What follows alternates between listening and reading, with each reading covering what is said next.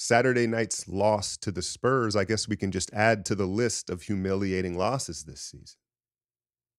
The first game without Steph, it goes without saying, that's a huge adjustment, rotation-wise, and you're playing without the system. I understand, but it's still no excuse. It's still no excuse to how that game played out Saturday night at Chase Center, where the Spurs, they entered the game without their two best players in Victor Wembanyama and Devin Vassell. And it seemed as though the Warriors thought all they had to do was show up. You got a 13-14 win Spurs team, but it's funny because if you pay attention to the Spurs and Popovich, he always has them peaking at the right time. That's been a trait of his teams. Now, obviously, they're not a playoff team this year, but they are going to play better as the year goes on and finish strong. And they've been a better team out of the All-Star break. But Saturday night, it wasn't about the Spurs. It was about the Warriors and their effort and their focus. And what did San Antonio hit? 16, 17 threes. They shot 50% from the three-point line.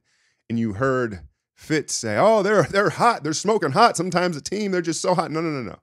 There is a big difference between a team starting a game off, hitting difficult contested shots, and you say, dang, what are you going to do? They're tough shot making, right? They're hot. As opposed to a team getting wide open warm-up threes to the point where they get hot. The Warriors allowed the Spurs to get hot. It wasn't just they came out hot out of the gate.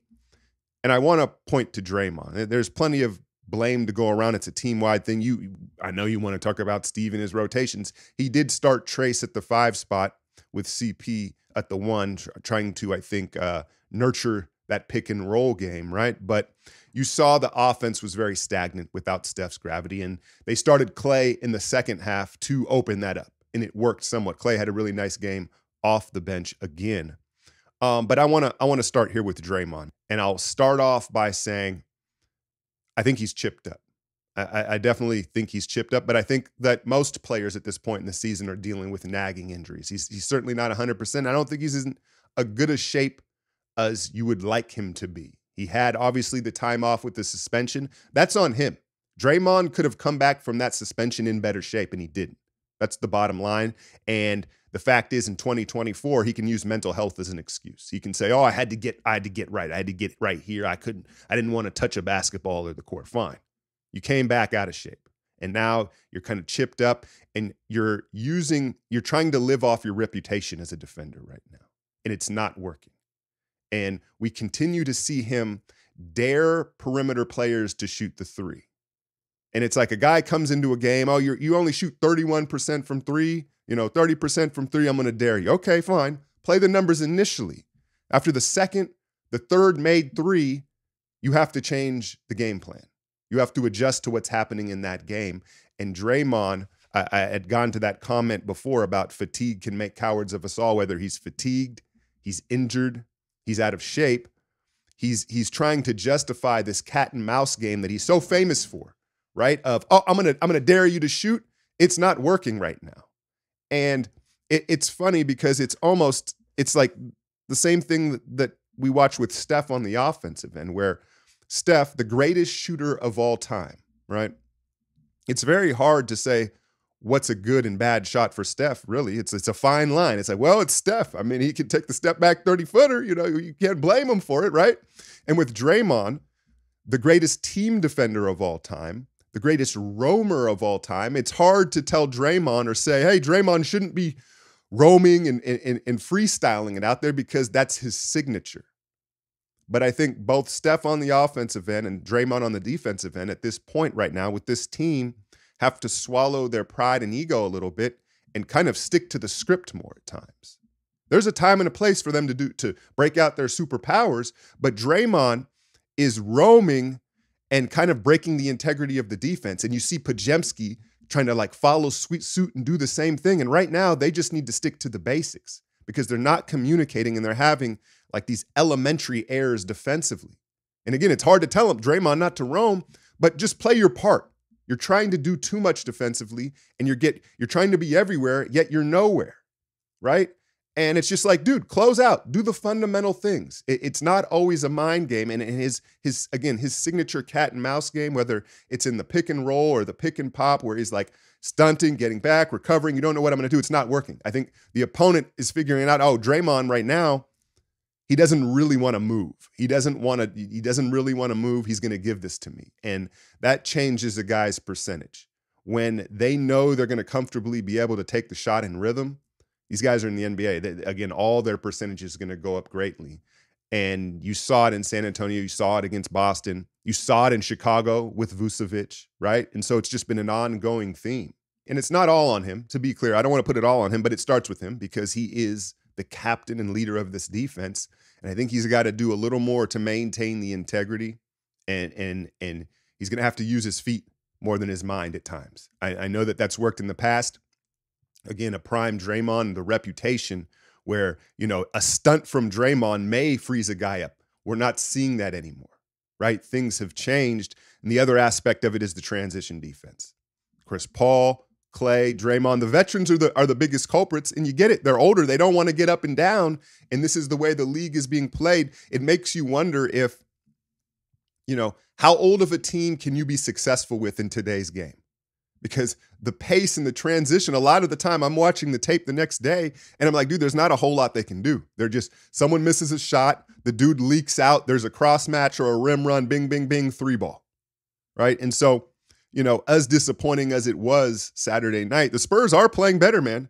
They are playing better. They're moving the ball well. And now here we are again in San Antonio this evening in what feels kind of like a must-win game, doesn't it? I know you can point to the standings and say, oh, they're going to stay in the play-in most likely here. But just from a morale standpoint and a belief standpoint, obviously it's great news that the Steph ankle turn isn't as serious as I thought it was going to be. You know me, I always react, especially with the Steph injury. I am a little skeptical at the day-to-day status of it. If you look at the history of the Warriors, they'll slow roll us with this injury news. They'll be like, oh, he's doing well. He's going to start to, what's the word they use, ramp? They're going to be like, Steph's ramping up and an update next week. And then they'll say again, update, so we'll see. We'll see. I'm cautiously optimistic that Steph will be fine. But from a morale standpoint, can you lose back-to-back to the Spurs at this point in the season? And do you start to lose belief? I guess is the question I'm asking, because I looked at that effort Saturday, and yes, the Spurs got hot, and it wasn't a great effort, but do they believe that it's worth fighting this season, right?